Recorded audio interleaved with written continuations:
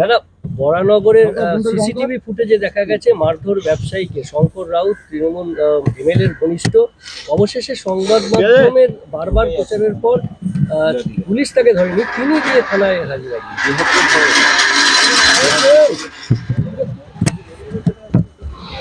দেখুন, মারধর করা ব্যবসায়ীকে তুলে নিয়ে যাওয়া, টাকা নেওয়া, এই নতুন কিছু নাকি? এর জন্য সিসিটিভি দেখার দরকার রয়েছে। লাইভ চলে, ভিডিও দেখছি আমরা, কেউ মিডিয়াতে তুলে দেখাচ্ছে, কেউ মোবাইলে রেকর্ডিং করে দেখাচ্ছে, এটা কোনো ব্যাপার না। আর এই যারা করছে তারা এত দুঃসাহসী। ত্রিপুরা একজন ব্যবসায়ী এসেছিল এখানে, তাকে একজন কাউন্সিলর তুলে নিয়ে গিয়ে 5 দিন আটকে রেখেছিল, মারপিট করেছিল, সে খবর আপনারা করেছেন। আর যারা এইসব করছে তারা জানে আমাদের গায়ে কেউ হাত দিতে পারবে না। তাকে পুলিশ ধরতে পারছে না, সে নিজে গিয়ে হয়তো পার্টির চাপে সারেন্ডার করছে। বেলেঘাটায় কি হলো, বাড়ি ভেঙে তুলে দিচ্ছে সেখানে প্রমোটিং হবে বলে, ওখানকার 1 নম্বরের যে মাফিয়া গুন্ডা, তাকে সবাই চেনে। তার বিরুদ্ধে কমপ্লেন করতে লোকে সাহস পায় না। কিন্তু জানি না পুলিশ কী করে ওকে ধরে ফেললো ভুল করে, ধরেও না কেউ, কারণ এটা ওপেন সিক্রেট। ইলেকশন যা ইচ্ছা করো, আমাদের জিতিয়ে দাও।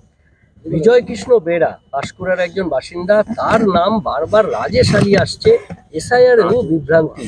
তিনি বারবার অভিযোগ জানিয়েছেন জেলা শাসকের কাছ থেকে শুরু করে সব জায়গায়, অথচ তার নাম বদল হচ্ছে না, রাজেশ আলী হিসেবে তার নাম থাকছে। আমি জানি না, এরকম অনেক কমপ্লেন আমার কাছে এসছে।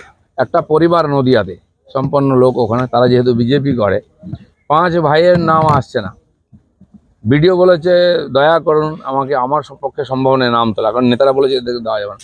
তাদের মা বাপের নাম আছে, তাদের ছেলেপুলের নাম ভোটার লিস্টে এসে গেছে, কিন্তু ওই 5 ভাই যেহেতু ওদের মাথা নত করেন, টাকা দেয়নি, তাই তাদের ভোট নাম তোলা হচ্ছে না। আমি ইলেকশন কমিশনে তাদেরকে বলেছি কমপ্লেন করতে।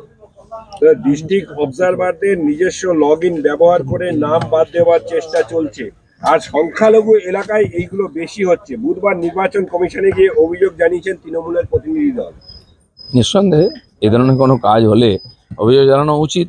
অভিযোগ তো এখানে জানাতেই দেওয়া হয় না, আর যারা আমাদেরকে অভিযোগ জানাতে দেয়নি তারা কেন অভিযোগ জানাতে যাচ্ছে নির্বাচন কমিশনে? কি এমন হয়ে গেছে পরিস্থিতি? বলছি, শিক্ষা দপ্তরের মিড ডে মিল নিয়ে নয়া নির্দেশিকা নিয়ে ঘিরে বিতর্ক। 31শে মার্চের মধ্যে 12টি অতিরিক্ত ডিম ও মৌসুমি ফল দেওয়ার নির্দেশ। ভোটের দিকে চেয়েই কি এই ধরনের নানা রকম? না, এতদিন ধরে ডিম আর ফলের যে ব্যবস্থা ছিল সেগুলো কি বাচ্চারা পেয়েছে কোথাও? সেও তো লুট হয়ে গেছে। তো এবং ডবল দেখানো হয় নাম, ডবল মাল আসে, তাও লুট হয়ে যায়। আজ যদি সরকার কাউকে পয়সা দেয় খেতে, তো তাতে অসুবিধা কি আছে?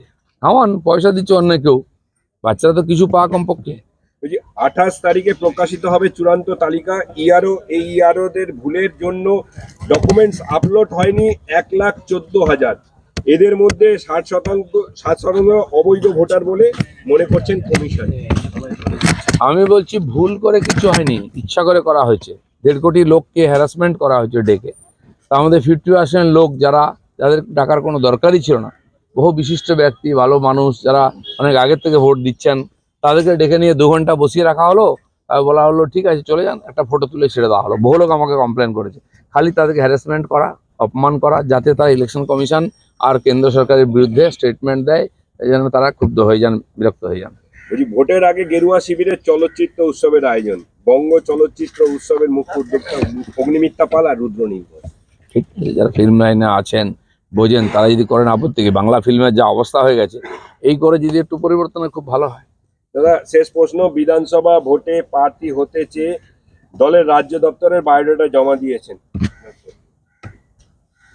আমার স্ত্রী, তিনি পার্টি হয়েছেন কার্যকর্তা, আমার চেয়ে পুরনো। আমি এমএলএ এমপি হয়ে গেলাম, ওনার একবার হওয়ার ইচ্ছা আছে। পার্টির হাজার হাজার লোক অ্যাপ্লিকেশন করেছেন, কর্মীরা, যে কেউ করতে পারে। পার্টি ঠিক করবে কাকে কোথায় ক্যান্ডিডেট করবে।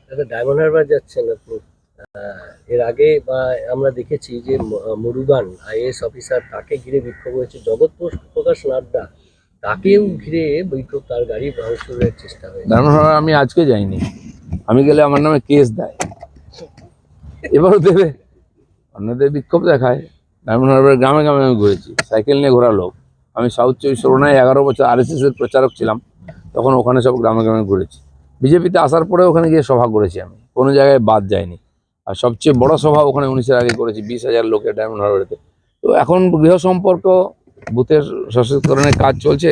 কাল কুলপি আর পাথর প্রতিমায় ছিলাম, তার আগের দিন কুলতলি ছিলাম, তার এরকম তারপরের দিন গেলাম গোসাবা, আর এদিকে ডায়মন্ড হারবার আমাদের সাংগঠনিক জেলা, সেখানে আজকে দুটো বিধানসভায় যাব।